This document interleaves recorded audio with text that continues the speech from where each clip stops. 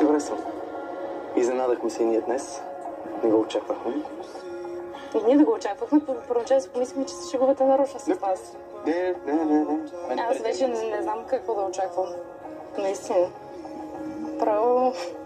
С това никакви очаквания така. Да. Тани, що се отделила там сама, бе? Слушам те.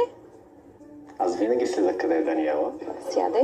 Какво правиш? Да ми разкажеш сега реалната история. Беше ми мъчно за теб. Така ли? Честно. А на теб за мен поне малко. Също е малко, да. Много малко. Малко. Малко е по-добре отич. Да. Добре, здраво. Чакай бе, аз подслушвам тръпница си, сега подслушвам. И какво днеска някакъв спорт сте правили? Нещо като сърф ли? Какво беше? А ти се уби да падаш? Аз хвърлях клетва след клетва, така да те застигат вълните. Ето казвам ти, хванахме всичките клетви да ти хвърлила. Всичките до една.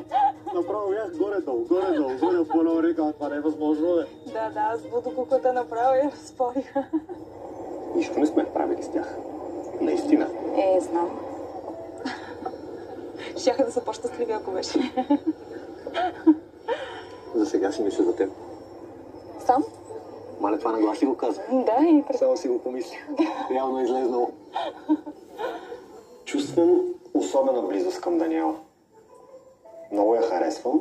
Иска ми се да не съм се подлагал. Надявам се да не съм.